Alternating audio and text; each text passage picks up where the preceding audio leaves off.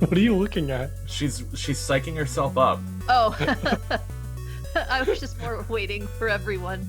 So I'm like, what do I stare at? I just see Sorry. you going, Oh. Now I know when my cats do it. Huh. Oh no, I was woefully unprepared. Oh, what the? That's I what the hit- I clap. hit- That's what the I clap hit is the button, for. but yeah. that's what and herpes too. Oh, What? Wait, isn't herpes? herpes is there to punish me for not being I ready think to isn't the record? clap gonorrhea? Yeah, Uh, it is. Yeah. Or is it chlamydia? I think Man. that's Chlamydia. Chlamydia makes more sense. Yeah, yeah, it does. All right, is everyone recording? Yeah, that's gonna be a fun outtake.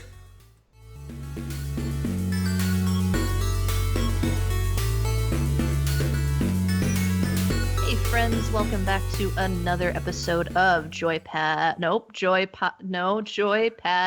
Podcast. Why was that so difficult? I'm not doing it again. This is how we're doing it.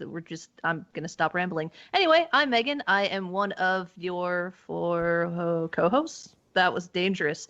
And I'm just gonna stop panicking and pass this to Pinto. How are you doing? What are you drinking? And what are you playing?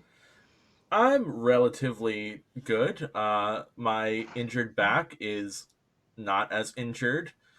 My kittens are growing, and I'm drinking Susquehanna Brewing Company's Blueberry Thrill. I'm gonna open it up right now. Let's see if we can get that audio. Small side note, while that happens, my kittens are growing sounds like a very strange euphemism for something else. My kittens Ooh. are growing. I water them daily. I make sure they have enough protein. Sunlight. Yes. They are not allowed upstairs yet, but maybe next week we'll have some kittens on camera. And Woo! as for what I've been Woohoo! playing, I have mostly been playing Song of Horror on the PC, which is a spooky game. It's very atmospheric, not much happening. It's actually up on the YouTube channel right now. I accidentally made a character fall out the window and there's permadeath, and I was very upset. Oh no. Of all the ways a character could die, I just had her go out a window and she fell and died, and I was very upset. Yeah. It's Good job. You out there. And I've also been playing Breath of Fire 3 because I recently finished Breath of Fire 2, and we've talked about Breath of Fire 3 so much that I just really wanted to play it. Nice. And that's where I'm at, gaming and health-wise. Mr. Fleming, what have you been playing? What are you drinking? How are you doing, etc.? I'm doing well. I am drinking unsweetened iced tea. Nice. Yeah, for hydration purposes, but also a little bit of deliciousness from the earth.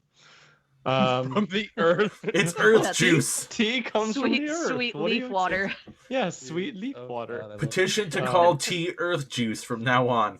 it. Motion granted. Approved. So I'm drinking the earth juice. And what am I playing? I am playing my typical stuff, but one thing I've started doing is playing Stardew Valley on my phone because I didn't want to sit up anymore, and I laid down and played it on my phone. It's actually pretty good. I don't know if you guys have played it I on your have. phone, but yeah, it's How pretty is it's it? pretty good.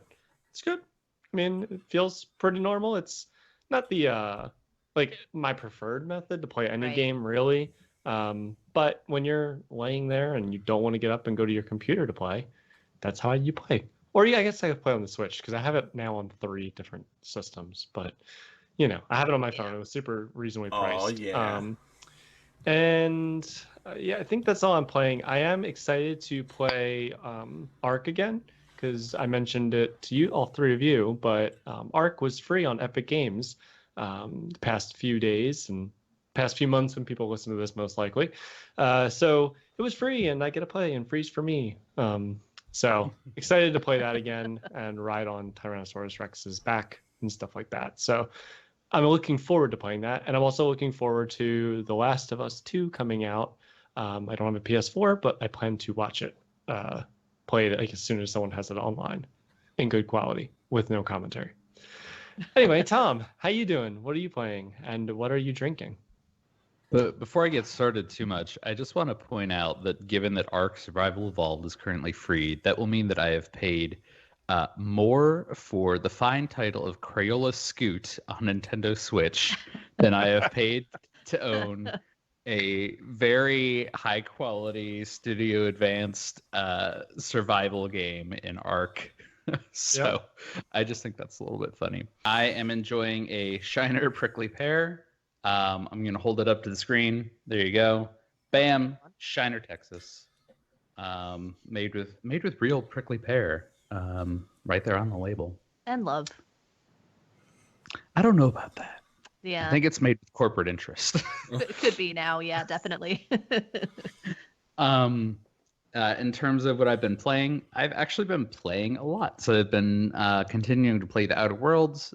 Just got off the first planet and then off of the Groundbreaker. So I'm doing some side missions before we get a little bit too far. Just found out about science weapons and the shrink ray, and I am ready to go find me a shrink ray.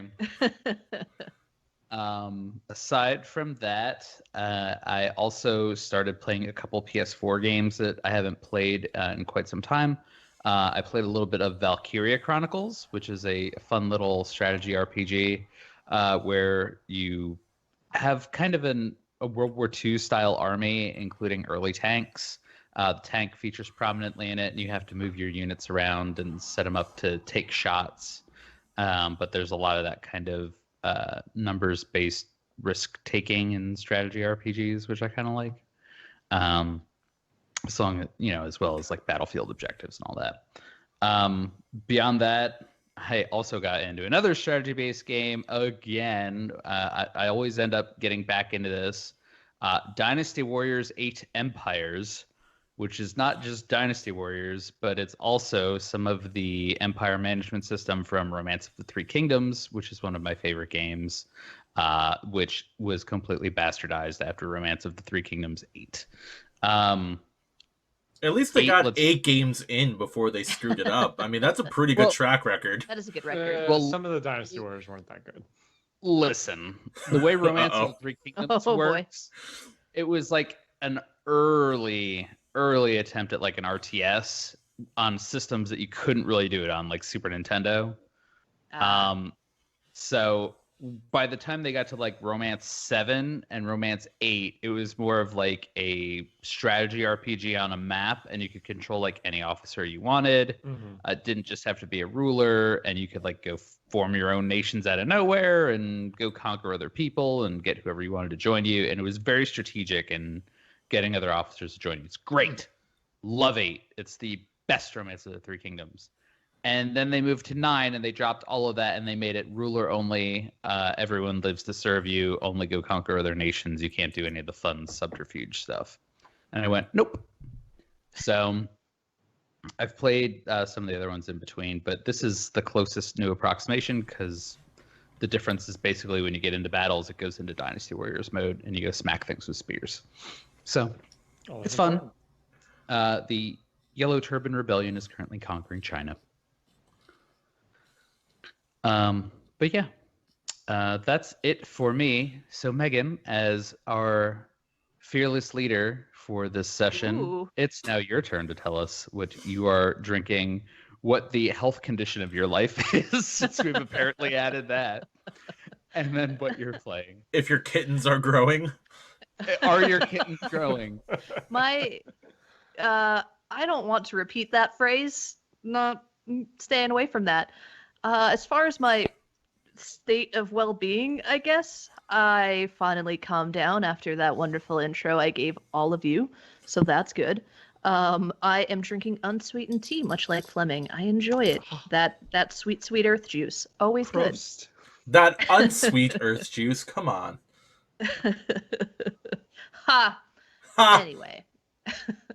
As far as what I'm playing, much like Tom, I am playing The Outer Worlds. I was super jealous when I heard Tom say that he was playing it again, and I thought, why can't I play it? I have it, so I decided to dive back in and start it over, and I'm super enjoying it, just like the first time. So, are you a million miles ahead of me in that game? No, or did you start a no. new game?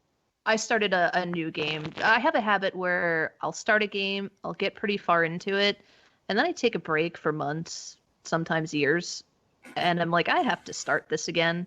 So yeah, I started started over. I just got off the groundbreaker, and now I'm doing some side missions as well. So I think we're probably along the same, Oh yeah.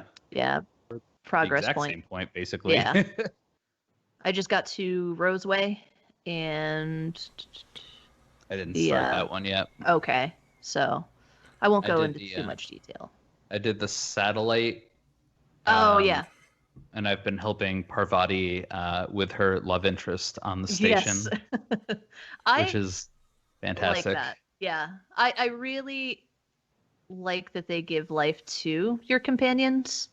You know, like they have their own little stories, their own little missions of things that they want to achieve, and you can help them further them or not. They're more of like real people than some of the companion characters you get in Fallout games most of the time. Yeah, because which they're is just nice. there to advance like that one mission, and that's it. Right. But like, have you noticed when you go back onto the ship, like Ada will say, I don't know who you have for companions, but like the vicar and Ellie were fighting. Like you'll walk in and Ada will warn you, like, hey, there's a heated discussion in the kitchen, and you can go upstairs and see the two of them like yelling at one another. Yeah, she'll be like, if you're looking for Ellie and Max, they've been fighting. Yeah, It's like, okay. which is pretty neat.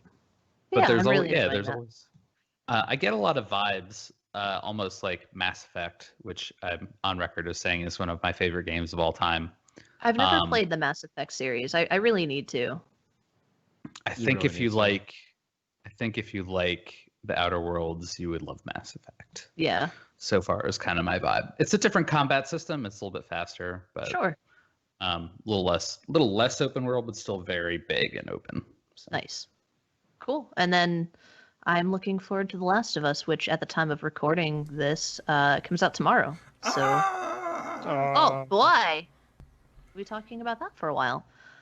But not to bore everyone too much with what we're playing and what we're doing and what we're looking forward to. I mean, I guess the topic is kind of what we're looking forward to in the sense of I wanted to talk about this last week, with last week being what would have been the end of E3. We had some like pretty big announcements from Sony, Microsoft, those guys. And I wanted to, if you'll indulge me, talk about what you guys are looking forward to with the future of gaming, what you think will happen, things you're looking forward to, and where do you think it'll go in the future? Like, yeah, we have 2 new consoles coming out. Right now they're slotted for holiday this year with the Xbox Series X and the PS5. But I really started thinking after the announcement of the PS5, they're going with 2 different editions. They have the digital edition, which is discless, and then, of course, your standard system with a disk drive. And you also have, is it Google Stadia, which is strictly streaming? I forgot that existed. Yeah. I did too. It's still a thing. It's still alive. It's still going. But like, it had me thinking, like, what is going to happen years down the road? Like, I read a lot of game journalism, and a couple of years back, I remember them saying, like, they think the next new generation of consoles will be the last generation of actual physical consoles, that companies will start to make that switch to streaming. And is that something that you would really be into or want? It's a broad topic. There's a lot. I'm jumping around. But it just got me thinking on the future of gaming and games in itself. So It's a good question. The first thing I would say about streaming is I think that's a very optimistic outlook to think that games would go streaming only anytime soon. Just because I don't think the average household has the bandwidth to support the graphics and, I mean, just total size of a game streaming at you from an external system right now. I think, you know, the hardware is there to create a server-side infrastructure to provide that experience. Right. But the Comcasts and the Verizon Fioses of the world don't yet have a strong enough network to get it to you that fast. Yeah. Or at a cheap enough price. Right. And depending on where you live in the United States, like, you might be in the middle of nowhere and your options are limited as far as a connection to the internet. Case in point, my cousin lives in rural New York and does not have internet service available to him. So they have cell phone service. They run things off of their cell phone whenever they need to do internet stuff. Yeah. And he was recently trying to use an Xbox One to play video games, which you can do offline, but was having trouble because it wasn't updated. So Microsoft no. is mad at him for not updating. I actually know quite a bit about the space from the PC perspective, because that's become more and more popular in the past couple of years. There's different companies that have been trying out that idea, and I disagree in the sense with Tom that the market of people that will pay those premiums for that service are not people that unfortunately live in rural New York or rural other places. And maybe those people can still game in certain ways, but I think that there are some services that are going to come out that are much more focused on people that have stronger network connections. Most of the country, a large percentage of the country has fast enough internet speeds to handle what they've come up with when it comes to streaming. But I don't think people as a whole want that. Like, from the PC perspective, that's where I've seen it most. It's like, oh, you don't have to go buy the new, RTX 3080 Ti that's coming or something, but people want to. There's some degree of like, this is my personal item. I don't want to have a service that has it, even if it ultimately is a better value for them. There's a little bit of like hardware showmanship too. It's like, oh, I'm I take gaming seriously because I have that 3080 Ti in my computer and you don't, or whatever. So I don't think that's going to happen. But what I would say, and we've already seen this for the past, I would say 10 years, is tons of update pushes through the internet. Like Tom said, a game will be released but not actually be finished. We see that a lot in EA games, for example.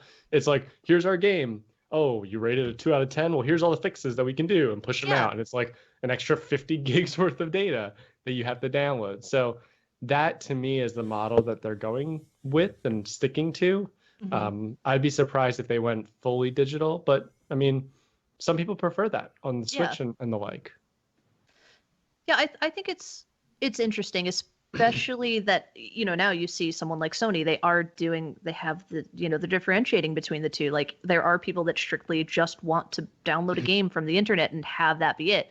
Like, I myself, I like something tangible. I want to hold a game. I want to have it, look at it. Yeah, it doesn't come with as much as it used to, like we've talked in, earlier episodes, with an instruction manual or whatever. But like, I get super into collector's editions of things that I'm super excited about or really into. It's just, I don't know that I would ever be able to make that switch unless I had to. You know how they're going to be able to convince you? A significant price difference from the digital versus the physical, which, hilarious enough, and if you talk about the Nintendo Switch, you more often will find in the AAA level games, you'll find the physical cheaper than the digital, because especially if it's like a Nintendo specific game like Mario, most of the Mario games, the physical copy will go on sale at Walmart or something. I think as a loss leader, actually, I think Nintendo gives them permission, but they're not, Walmart's losing money, as an example of a store that might, by putting it at $45 or $50 out instead of $60. Right. Their idea being that they'll sell you more stuff if you get into their overall superstores. So I would be surprised unless they say, hey, we're saving a ton of money on the shipping costs and all the creation of the media. We're going to make digital only $40 and the regular game $50 or whatever. True. That's where I think they would probably they'll get the draw. Yeah. And even it'll probably significantly reduce the cost of the overall system as well. Maybe not significant, but like a difference of, I don't know, $50 to $100, digital versus your disk drive. Yeah. Pinto, what do you think? You're quiet over there. I always prefer a physical copy, and I think like I'm in the same boat where like I still don't have an e-reader I'm gonna be that grumpy old guy, who's like, oh, I don't want an e-reader. I prefer to have a book that's 1,000 pages that I can break my back carrying around. Like, it's true that I have digital editions of some games, but for games that I really want, I will always buy the physical copy. And it's the same with music. Like, that's just kind of how I am, where you can stream music, Spotify, whatever, what have you. But I'm like, well, I'm still going to buy the vinyl because I'm a big old nerd, I guess. I just think that the idea of, like Fleming was saying, the price differential, whereas, like, oh, we'll make the digital cheaper. Right. I think to a point that's okay. But if it starts being like this huge thing where it's like, $30 for digital and yet still $60 for physical, that's gonna suck for like the old heads. To that point, though, yes, but to that point, I would expect if it starts to get that big of a difference. Now, granted, any AAA game is going to come out at the $50, $60, $70 range. Yeah, it's going to be somewhere in there, and it's been rising, I feel like, over the years. That to that point, I think that if they want to start phasing out physical copies, you're going to see them do collectors only copies. So like, there's a little bit more of a reason if you want the physical to spend that extra, let's just say it's $50 for digital, $75 for physical. That extra $25, they'll throw in a couple things to entice you to get that. Yeah, I think they would have to, because I mean, at this point, like we've said, when you buy a physical game, like here, you guys can't see it, but for the viewers, I'm gonna pull out my copy of The Last of Us Remastered. Paid $60 for it, right? I got a little bit of a discount because I used Megan's Best Buy information, but whatever. You're welcome. When you open it up, there's nothing in the case. Nope. There's nothing. There's a little artwork behind the plastic. There's no instruction booklet. There's nothing. So, like, at this point, getting a regular standard edition physical game, all you're getting is the case and the disc. Yeah. Yep. So I do agree that, if they're going to start doing that, they're going to have to give you some sort of bonus for the physical copy. I agree. I also like the idea of, it's expensive and it adds up, but I do like to own a game. Whereas something like streaming, you don't have that. And if they decide to pull that at any point in time in the future, like, you're SOL. Hey, let's talk about PT again. PT. Yeah. Yeah. I still own PT. No, because you never deleted it. Exactly. No one can access that game now. It got pulled. Yeah. And not that that was something you could buy, but it just shows you that they can easily take something away. Yeah. And you have no way of getting it back unless you own an actual copy of it. There is benefits to versioning. I'm sorry, Tom. I was going to say there is benefits though to the streaming in the sense that, and not so much streaming games, but like download digital copies of games. There's benefit in that indie game developers. That's their method of pushing out their games. Well, yeah. So there is benefit there. Like Stardew Valley probably never would have gotten published as a $60 physical game. Oh yeah. No. It had to go digital, and it was also much more reasonable for him to do at $20-$30, and say, here's the price. This is low enough. So I think that there's some benefit to it, there to have indie developers in particular do a streaming or a digital only version of their game. Mm-hmm. I think it's interesting to, the idea not just of entirely clawing back all of a game, but I was actually reading an article recently, and I forget if it was on Kotaku or some other media outlet, but it was about some guy who's obsessed with the way that a character in Red Dead Redemption looks, and that his look he's certain that his look has changed over the course of the game's patches. Okay. And is vehemently determined to leave his version of the game alone on the original day one install because the character looks the most pure and proper to him on the original install. What? That's a little weird. That's a little crazy. It's about the most shallow and pedantic thing I've heard. Yeah. But But things like this can be applied in a far more significant sense where, there could be things that get corrected and taken out of games over the course of their life. And if you own a physical copy, you have a snapshot of the game at that time Right. that the physical copy was made. Yeah. So I think that's an important distinction. Probably not for the average gamer. Probably more for guy that really wants to see John Marston always with the same look from November of 2018 or something like that. But I do know a couple people. I happen to be connected with one friend who I met while playing The Matrix Online, who is kind of an archivist of old and obscure video games. Okay. And he recently uncovered a game made by Maxis Business Simulations called Sim Refinery. And this game was thought to be lost to everything that is all well and good because it was paid for and developed by Chevron, Okay. the gas and oil company, Yeah. who wanted to create a simulation of what their business is to give people like a fun way to kind of learn more about the way things interact in their, business ecosystem. But it was thought to be entirely lost until one guy got in contact with another guy who had a copy of it on floppy disk. Now it's out on archive.org for the world to see. But if it didn't exist on physical media somewhere, You wouldn't and have if it. Chevron had all the rights to it in some database, you can bet that's gone forever. Yeah.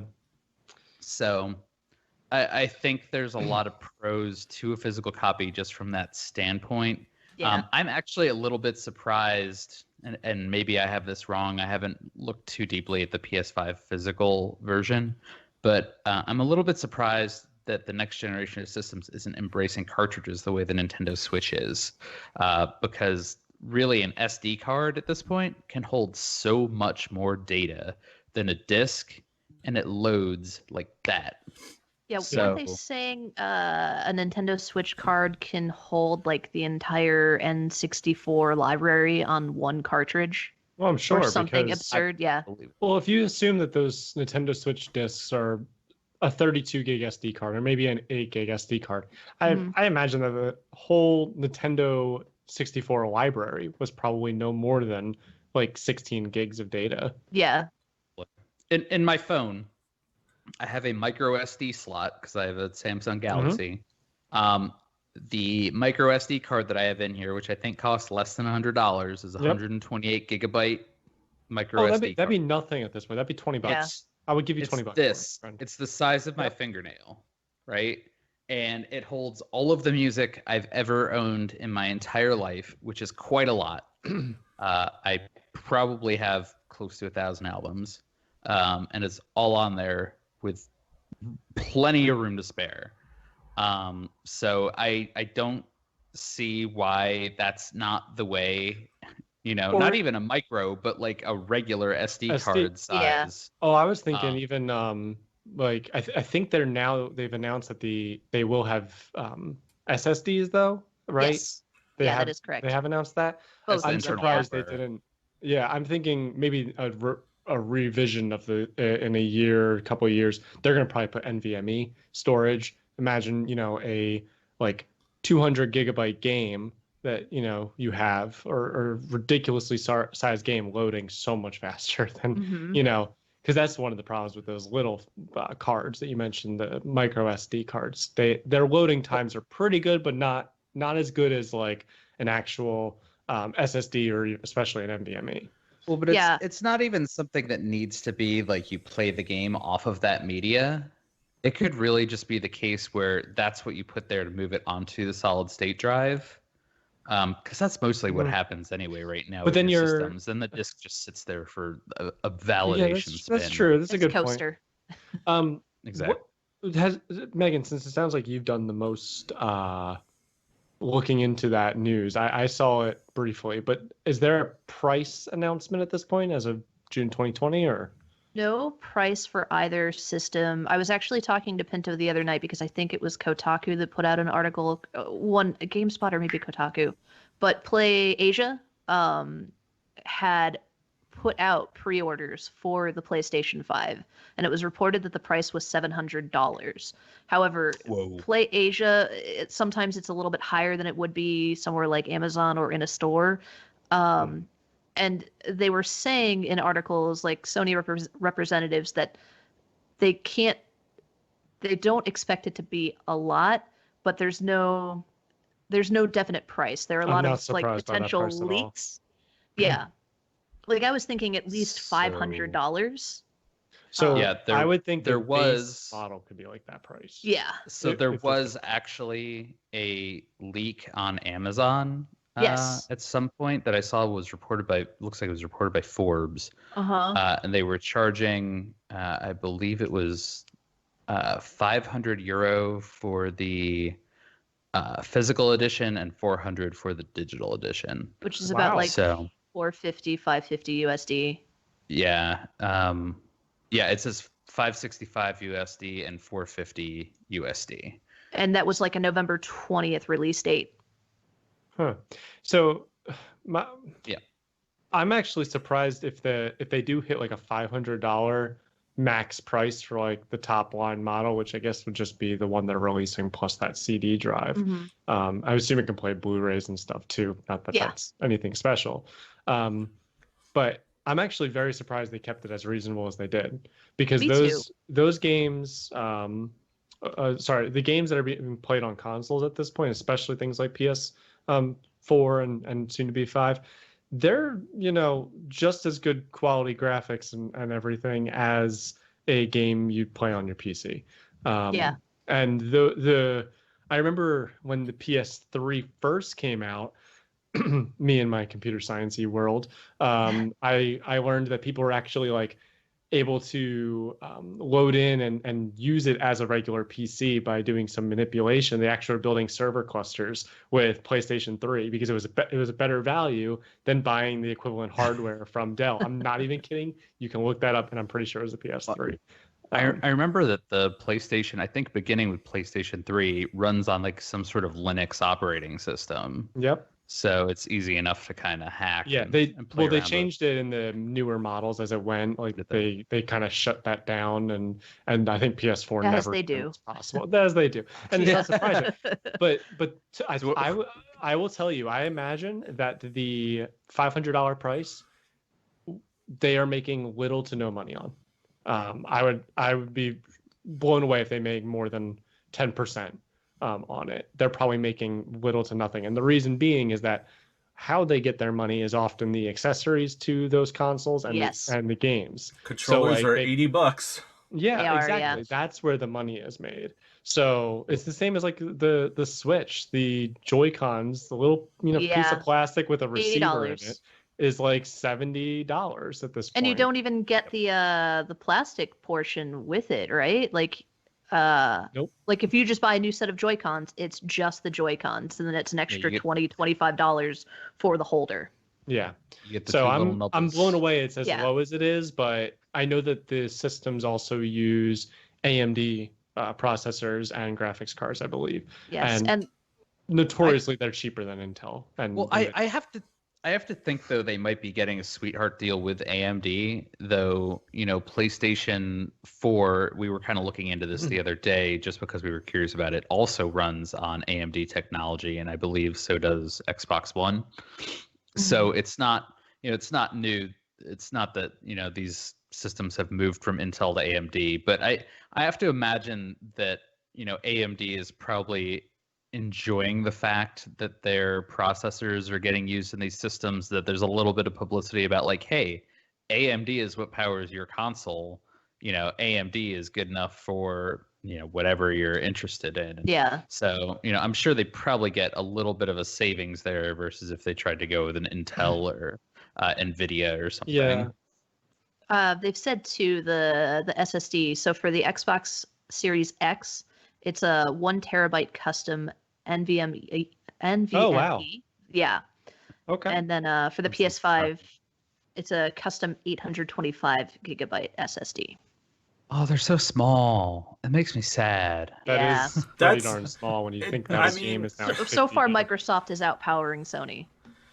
It's By a bonkers to solid me 175 that gigs. we're like, oh no, like a terabyte is small. But no, but Welcome to there's 2020, my there's friend. validity to that though, because like if you download like Battlefield 4 or 5 or whatever the Oh no, they're on now, it's like 100 gigs. I'm not It's disagreeing. ridiculously Like sized. when you consider like the physical copy of Final Fantasy VII was 2 discs. Yeah. Because there was one disc that had all the installation, and then the second disc was for playing. And there are multiple games that did that. I think Red Dead did that as well. Red Dead Red Redemption. Dead. Yep. 2, of 2 course. discs, yeah. But like those That- games are 100 gigabytes, Mhm. which I have an almost first model PS4. It has Yeah. 500 gigs. That game would take up 1/5 of the memory on my PlayStation. More because it's not actually 500 gigs. It's like 480 or whatever. After everything, yeah. Yeah. It has occupied that much of a portion of my PlayStation, which is actually something I'm a little bit disappointed in now that you bring it up, that's just 1 terabyte, because that's only double the size of what the PlayStation 4 was. Mhm. And I can't tell you how many times I've had to clear games off of my PlayStation 4 Yeah. in order to get data for new games onto it. Can you Yeah. replace the storage medium in there later? You can So they- I don't you can know. do an external. I don't know about Well- replacing Well, in it. 4, I thought 4 you could replace it. You- Did I have 4 that you wrong? can do an So external. I do not know for the PlayStation 5 what their plans are. I'm assuming they plan to give you external access. For the PS4, there are ways you can open up the chassis Yeah. and place the drive, clone the drive and then replace with a Mhm. solid state drive. It's something I've had planned to do for quite a long time and just haven't gotten around to. And the new PS5 is coming out quite soon, so I don't know if it will. They've said as far as expandable storage, the PS5 there's an NVMe SSD slot, and then 1 terabyte expansion card for the Xbox Series X. So, yeah. I mean, I know. would feel the other thing too is how easy is it for people? Like, if you want to expand a Nintendo Switch, you flip open like a little thing, just like you would on your phone, and you put it Yeah. in, and you're done. The kickstand. Yeah, exactly. But if you're having to like open the chassis or whatever to get to the NVMe slot, where you might have to unscrew the There NVMe. goes your warranty. Well, not Yeah. even the warranty. Yeah. I mean, Exactly. they would But have to make just- it that, but like I feel like that's a little more intense for people than just Yeah. putting in an SD card. So Right. there is that kind of concern too. Would people feel comfortable with that? I don't know. You can also write your so we talked about digital versus physical. One thing I don't like on the Switch is that if you have a physical copy, you have to use the physical copy. You cannot Yeah. you can't like download a digital copy of it too, and then you have to bring those discs with you. Oh, I didn't know It's that. it's the one most frustrating piece of physical versus digital on the Switch. I still personally like physical for AAA level games, for games where I'm gonna want to be like, hey, look at this game, it's awesome. or like if Pinto, you're over and you're like, hey, I got a Switch, but I don't know, is Breath of the Wild very good? I'm like, I don't know, try it out. I can give it to you. Whereas a digital, I can't. You would have to play like on my machine. So in PS4, and Megan, if you read and know, are you able to download your actual physical copies into a digital format? Do you need the disc at all times still? For the current actually know. PS4? Yeah. The PS4 you do, if you have the disc, a disc, you need the disc. Yes. Okay. Yeah. So it's the same concept. Yeah. That's so unnecessary. I agree. Why don't they just make it so the physical costs a little more, but then you also get a digital copy too as Yeah. part Well, of your overall suite. I think it's Well, the money. funny- That's what it is. The funny thing with the with digital is it's all account bound anyway. Yeah. So why don't you just bind the game to the account once you install the disc? Yeah. Or if that's what you want to do. I still think I think back to the press conferences for the Xbox One and PlayStation 4 where everyone made fun of Yes. Xbox for all the technology around sharing a game with a friend. Yep. And PS4 had a guy walk over with a disc and hand it to another guy. Yeah. Because Yeah. Microsoft, they weren't going to allow you to share a game. Like that was their big thing at the conference was if you buy the game, you can't share it with a friend. That's it. Like Right. Which I'm so- sorry, but that's complete bull. Like, one of Uh-huh. the best things about when I was younger, especially with like a PlayStation 2, was the idea of, hey, this game was really awesome. You know, why don't you try it out? And more likely than not, if the person liked it, they're getting their own copy because I'm gonna ask for my copy back. Yeah. You know, it's like they. Oh, what? like Are you talking about this version of Prey that's sitting on top of my PS4 right next to me, of yours, that I've had for over a year now? And I haven't even played it? Oh God. My friends Mark and Nate, I think, still have some of my games in circulation, and probably vice versa. I mean, that know would my be friend the one Mark had my. concern. Oh Yeah. man, look at this nice steel case. Like Woo. if you allowed someone to have a digital copy, if they had a physical copy, you'd have to like somehow link those so that if the person gave their physical copy to a friend, one, you can't download a digital copy, and two, arguably you can't play it as well because the person's potentially playing it. Well, That'd be an yes. area I of mean, if concern. you bind it, if you force it to have a key that gets bound to one account at a time, you Yeah. make it so that if your friend has it, they can bind it, they can rebind it to their account, but then you can't do anything with it as long as it's bound to their account. Or Yeah. it has like an expiration period. Like you lend it to someone digitally for 2 days, and after that expires, then it's like a trial.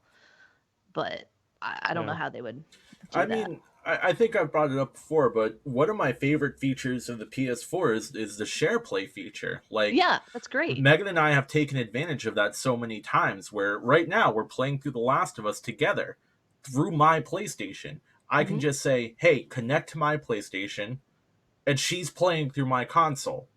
Yeah. Yeah, if- you can pass the controller. In the sense of, like, Fleming, you were saying earlier how, like, you know, if someone wanted to borrow a game, if Megan right now was like, you know, I want to play Resident Evil 3, but I'm still not sure if I want to buy it, I'd be like, just connect to my game. I'll pop it in and you can play it for however long. Like, there's an hour time limit, but you can keep refreshing it There's no indefinitely. limit, yeah. Yeah. How is the lag and latency using that? That's one thing I would be interested in. We've There's experienced really no nothing. real issues. Yeah. We get warnings Okay. that, like, oh, your internet might not be good enough to do this, but we've never really experienced a problem. And I'm also recording it while we do it on my PC. Are you do you know anything about 5 not having that feature? Do they take it away? I have no idea. I haven't I would really hope they keep it, because to me, Let's goggle it. that's a great feature for the PS4. My worry is that they removed it because I never hear anyone talk about SharePlay. You know what I mean? Yeah. I mean, the one thing I think of, which is not exactly the same, but there's a service called PS4 Remote Play. Which allows you to use your PS4 kind of throughout the house. And just going back to the kind of streaming versus physical discussion, I've experienced enough latency with that, even just trying to use, you know, my own PlayStation 4 from my bedroom in my office. You know, just playing a game like Madden that I haven't, you know, it doesn't really inspire confidence in me in streaming, especially when it's just through my own house, you know? Yeah.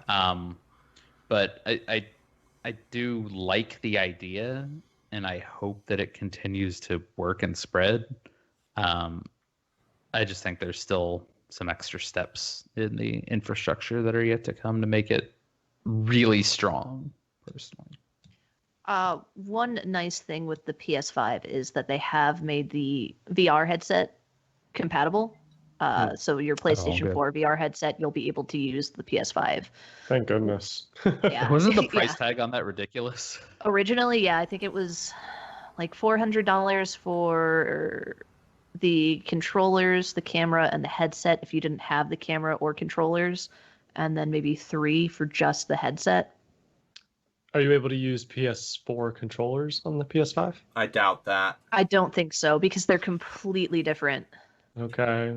They had to make them completely different. It's a little bit. But you could you could never do that with the other generations either. Yeah. I know, but every one of them now basically uses the same concept and the same technology to connect. Right. Yeah, I think. But what system has ever done that? No, I could you do that with no system's ever Xboxes? done it. I feel like you could do that with Xbox No. with No. one generation. No. No. No. This I don't is think fine. so. it doesn't need to be anything new on top of this. This is basically the pinnacle of design. This and the PlayStation 4 controller, which are basically the same thing. PS4 is a little bit wider. You don't want You your gotta remember- you don't want your PlayStation controller to monitor your heartbeat? I think No, the I would prefer it not. The PS5 controller, I think it's more in line with the Xbox One controller, which I actually prefer the Xbox One controller over the PS4. Xbox really won out on like the way they design their grips. They just feel more comfortable in your hand. I just wish that they had an internal battery instead of me having to buy a rechargeable battery or put batteries in the controller. That's the only thing. That's it. That's my only gripe. I'm with you. Actually, I normally end up using mine just plugged into my computer because I bought one on deep discount, which was based for a PC. But so let me ask you guys, because I don't know what you guys think. When it's coming out in November, most likely, and I imagine it'll be out by like the Black Friday shopping for America. Of course. You know, Black Friday shopping for America, a new event coming to a mall near you. Well, no, because I meant like there's a slightly different day in, like, for example, China. You know, they have a different shopping time. And I know Canada uses, I think what is that, Boxing Day, or is that a different day? Who uses Boxing Day? I forget. I'm pretty sure that's Canada. Day. Yeah, they have their own separate Canada day. Boxing Day too. Canada? Yeah, Canada has Boxing Day. I'm pretty sure. I think it's the Monday after Thanksgiving. But not our things, like American Thanksgiving. And anyway, we're getting up. The point I was making is, for the holiday season, you know, the console is coming out.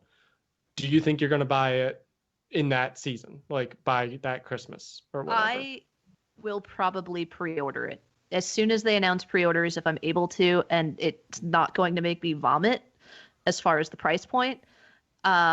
I will pre-order it just because that's who I am. Now, are you saying PS5? The PlayStation 5, I'm sorry. Okay, because you bought both generations last time and you greatly regretted buying your Xbox. Listen, I to pre-ordered the point both. where you sold it back and then bought another one later. Pre-ordered both. I pre-ordered both, I won't lie. And then I sold the Xbox One to my cousin's boyfriend, and then I immediately regretted selling it. So I bought one the same day it came out at Target, and then I'm like, you don't need this. So I returned it, and then months later, there was like an awesome Black Friday deal, so I bought an Xbox One again, and then I ended up trading it in months later, and then I bought it again, and I've learned... So you've had 4? Shut up. What we've learned is the Xbox One is the gift of the Magi for Megan. I sold my hair to get you this comb. I would personally not pre-order it. No, you don't think so? Well, I'm not as big of a console gamer. But in particular, if you pre-order, you're stuck at the Sony price.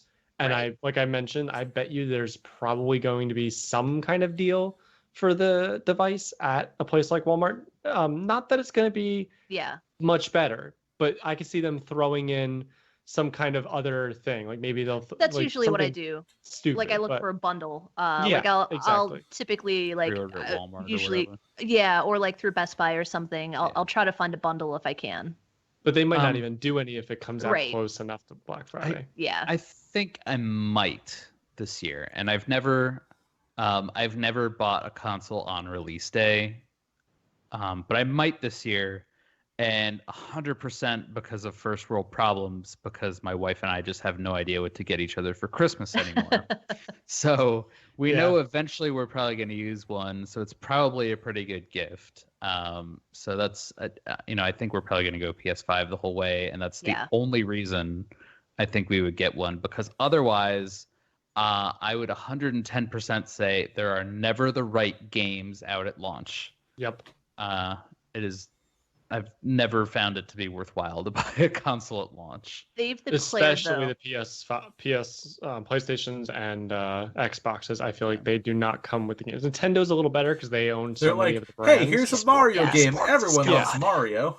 Yeah, well, that's typically what happens. Like, here's the Mario game. Here's the Zelda game. Yeah. Enjoy. I sprained my wrist playing Wii Tennis because I couldn't stop playing Wii Tennis because I had so much fun. According to Sony, though, they've made it clear to game developers that they really only want them developing content for the 5 now. Okay.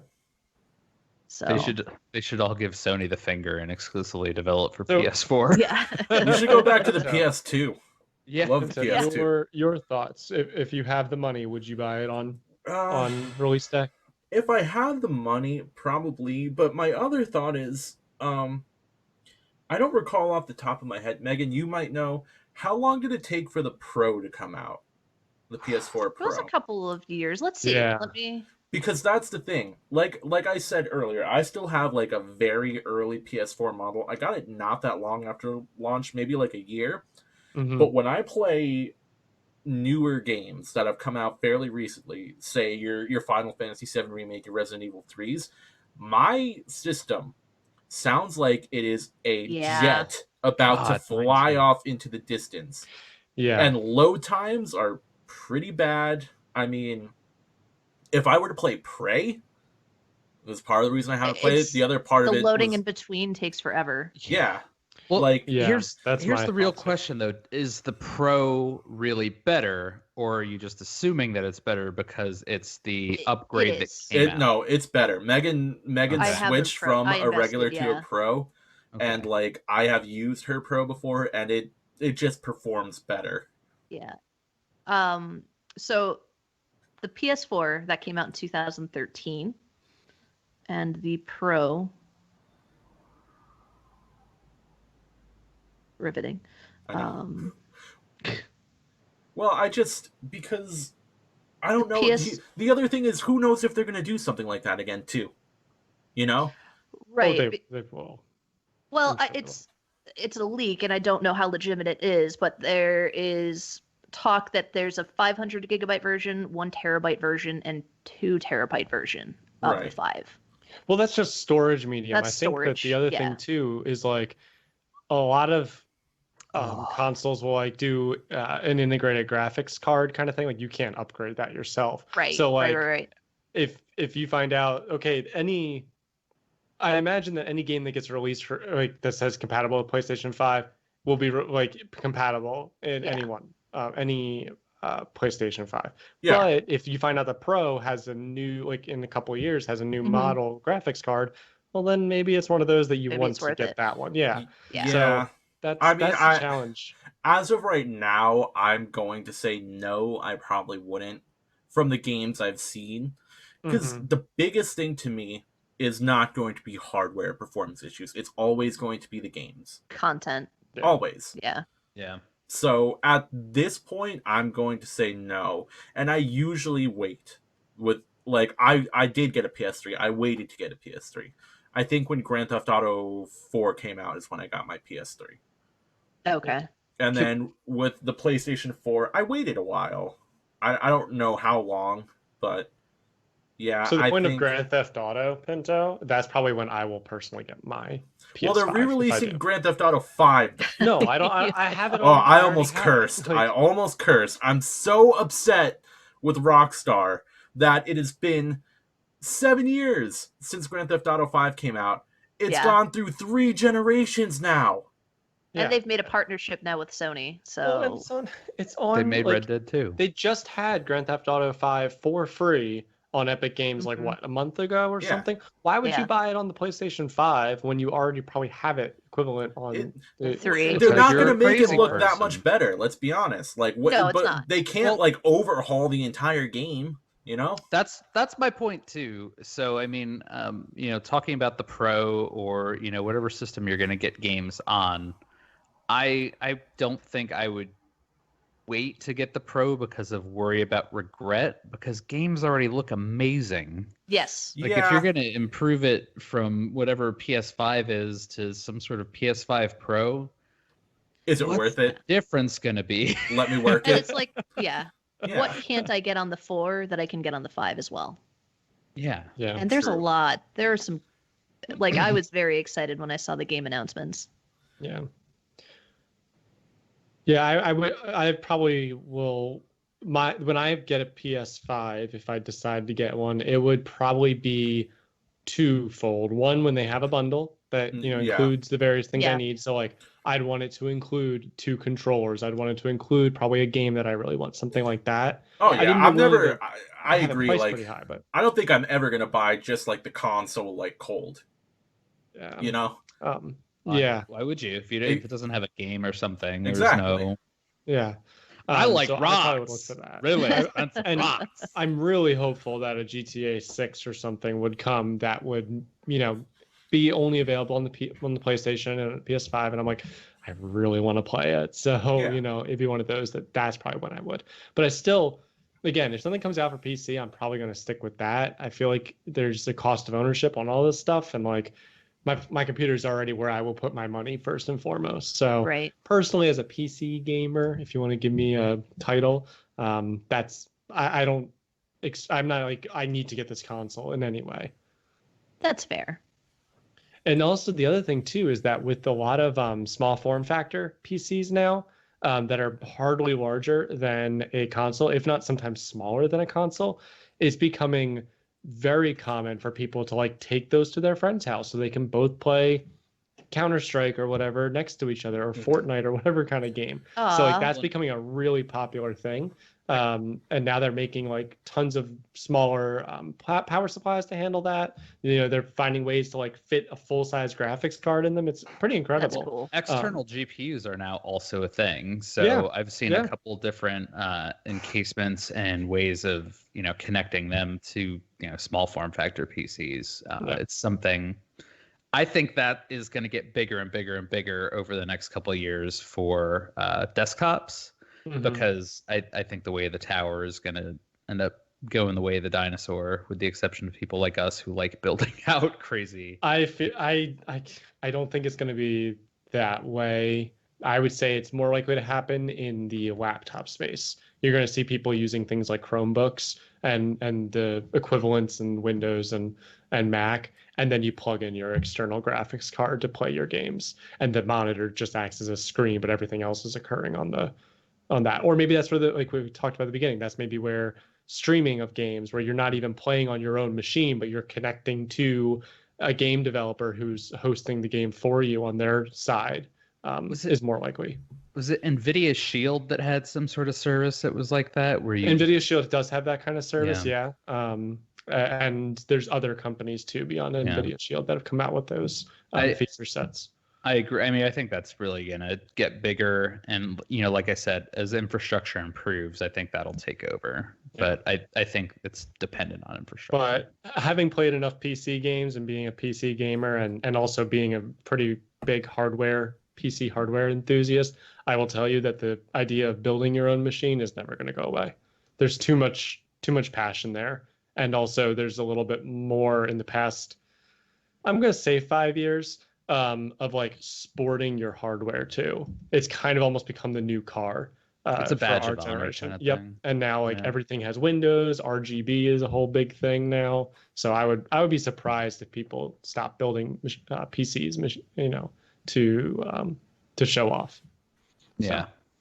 I think there'll probably just be I think there'll just be a change kind of from that entry level there, where you would have someone that would kind of buy lower end full components to build a full tower. Yeah. To now it'll probably be like you get a brick, you buy an external GPU and a couple other things to spruce things up, and that'll probably be that's definitely valid. Yeah, for the people that build towers, still they're going to be enthusiasts that are building the high end components. Your $300 processor, your $600 video card. What's in my tower? Yeah. Can I make a breaking news announcement also to help further the rumor that we're soothsayers? Are your kittens growing? No. All right, no. one month old breaking news announcement. Go. Yes. Anyway. So according to the interwebs, EA has announced that there is a really early development for a new skate game. So since we've had that episode, there have been 3 skateboarding game announcements. That's Tony so Hawk, funny. Skate, and I think the other one is Skater XL. Wow. So, yeah. Fantastic. Good job, Tom. Add us on Facebook or Twitter with other games you'd like to make a comeback from the blast from the past. Boy, I sure would love a new game in the Chrono series. I wonder why they haven't done that. Oh. You just All right, in I'm 4 really weeks, hopeful. in 4 weeks' time, Square Enix will announce their launch title for the PS5, Chrono, uh, Dynasty. Chrono Chrono Dynasty. Adventure. Yeah. If that actually happens, I might. Oh man. Oh, then Yeah, it would that'd be- then it'd be first day buy. I'd be like, you're giving me a new game in the Chrono series. I am buying the system immediately. That's a negative 2-day buy for me. Yeah. I'm gonna You break find the some way target. to bribe You're someone. breaking the We're gonna target. see Yeah. Tom appear in his webcam from this episode and punch himself out. Be like, you're buying it. Oh, it'd be amazing. That's great. Just the idea of me punching myself out sounds great. Yeah, I don't know. I'm trying. We'll have to think of what else we can soothsay into existence, because I'm sure there's more. Oh Mega yeah. Man give it Legends time. 3, Final Capcom. Fantasy 6-2. You played Final Fantasy for the after years, right? How was that? I thought it was pretty good. Because my worries, Final Fantasy with their sequels have not had a great track record. 10-2, Listen. 13-2. Yeah. As I've said before, 10-2 has an amazing class system. It's not and a enough. Terrible story. It wasn't enough for me. Yeah, sad, and it really missed the mark with really being one of the first like female-only RPGs. I don't know if it's even been done again, but they really had a lot of opportunity to be like strong women go on adventure and do stuff for themselves. And it was like, Nope, we're digging for spheres and giving massages to our enemy. Yep, I'm like, scantily no. clad giggles and just, oh, God, guys, you could have done something. I mean, all right.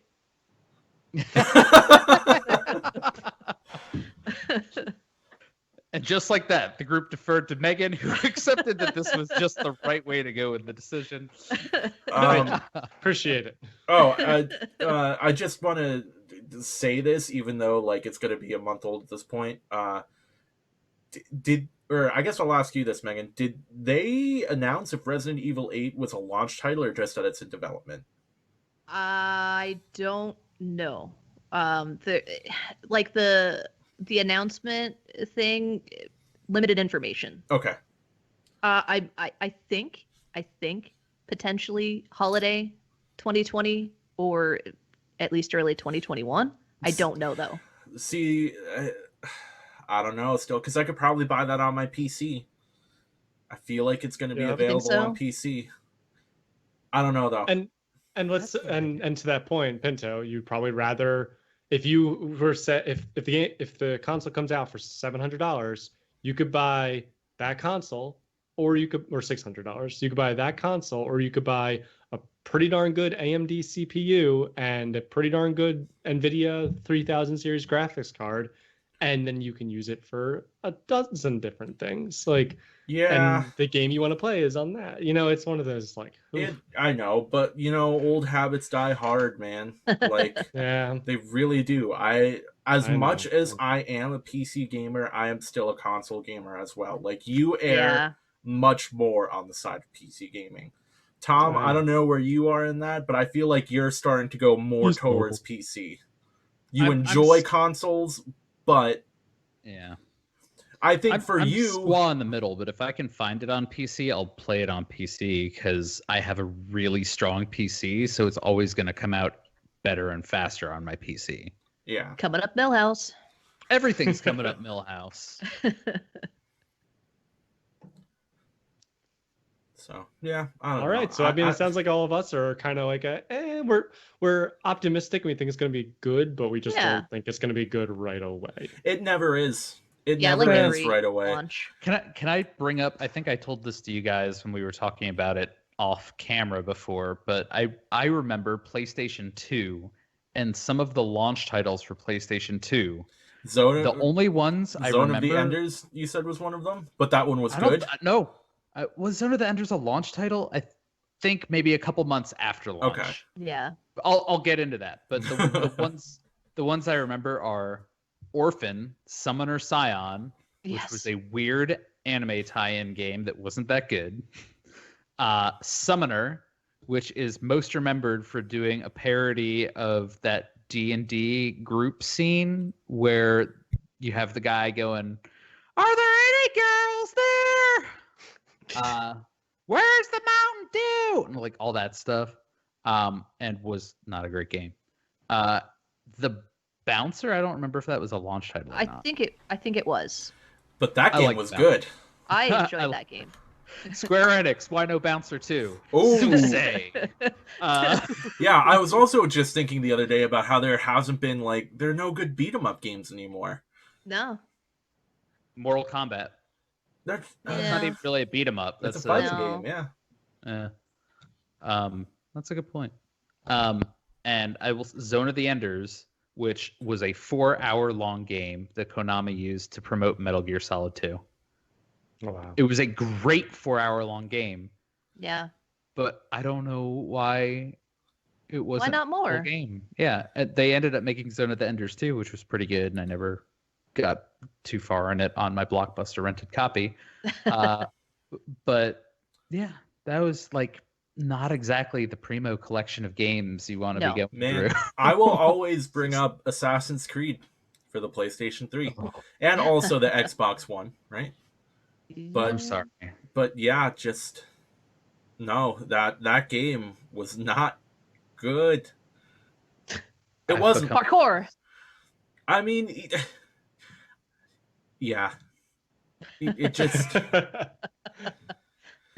I remember being so disappointed with that game, and the previews made it look dope. I was like, this game looks amazing, and then you got it and it's like, oh, okay. That's it. Yeah. Maybe one day I'll follow through with my original thought of recording myself playing Assassin's Creed, because I got so mad at how clunky it was that I just stopped at one point, and I was like, if I'm gonna do this, I'm gonna go full on streaming with it, because I'm raging every 2 seconds. And it doesn't benefit anyone if it's just me being upset by myself in my bedroom at my parents' house. But if it's on the internet, 3 people might enjoy it. And those 3 people would be us. There it is. But if you tell 3 people and they tell 3 people, You have 6 people. That's nice. Fine. All Yeah, right. I think that's about it, unless anyone has any closing thoughts. No. If I were to describe my feelings towards the PS5 video wise, it would look like this. I am Thumbs doing up, thumbs down, over and thumbs over. down. Thumbs up, thumbs down. Daisy. I'm cautiously optimistic. Yep, Yeah. that's the best way to describe it. Yeah. Cool. Also, can we real quick, let's just talk about what the actual things look like. The Xbox, what is it? Xbox Series, what is it? It's a Xbox Series X, and it's a pillar. It's a pillar. Yeah. It looks like something you would use to hold up a coffee table. But I thought it looked fine. And the We didn't even talk PlayStation about what it 5 looks looks like a router. It looks like Alienware A fancy router. had Xbox a baby with a looks router. like Alexa. Yeah, it does. The think PS5 looks probably like something typed Wally would fall in love with. Yeah, it does. I honestly think I tend more towards minimalism, so I kind of agree. prefer the Xbox. Yeah. Yeah. I agree with that. The Xbox definitely is more. And it's True. the 5 It is looks so like a small big. form factor Tall. PC. It really does. Yeah. It does. Well, and Microsoft's PC, so that makes sense. But the place, like Pinto said, the PlayStation looks like something Wally would fall in love with, and you have to keep in mind that Wall-E is someone's Pixar vision of the future in the mid-late 2000s, Yeah. maybe early 2010s. I forget. It's 2021, I think. Oh, oh no! I mean when they made the movie. Oh, I got you. But I think it's just the concept of futurism, which is whatever you Yes. paint of the future is not what the future will look like. So I don't know. I think that's weird. Yeah, where's my hoverboards? Back to the Future 2. It's been They 5 exist. years. They just have handlebars on them. Those and are called segways. Well, they Ah. have the other ones that don't have the handlebars but just explode. Where are my self-tying shoes? And slip-ons don't count. Do we really need self-tying shoes? You guys go on such tangents. Anyways, I enjoy tangent reins, all right? hey, So- listen, last Mike. night I walked away from our other podcast for like 10 minutes. I just got up and left. You did. Megan and I are the only ones who understand Maple Mike. And that's And we're just still great. sorry. I guess something about Canada and fonts. I don't know. You were going to disappear into the Canadian wilderness to develop the perfect font and then reemerge. And we called you Canadian Mike. And then Graham called you Maple Mike. And it got Maple weird. Mike became Magic Mike. All right, we're going to end this podcast before I get up and walk away again from this one. Megan, close Yeah. us out. Thanks for indulging me in discussing this. I thought it was exciting and thoughtful, and I appreciate it. Anyway, I think it would be great if anyone who's listening would follow us on our social channels at JoyPad Pod. Nailed it. Leave us a rating on whatever your podcatcher is and a review. That's cool too. It could be positive, negative. We're all about improvement here. Anyway, I'm going to leave it to Tom to sign us off. Stay joyful, everyone.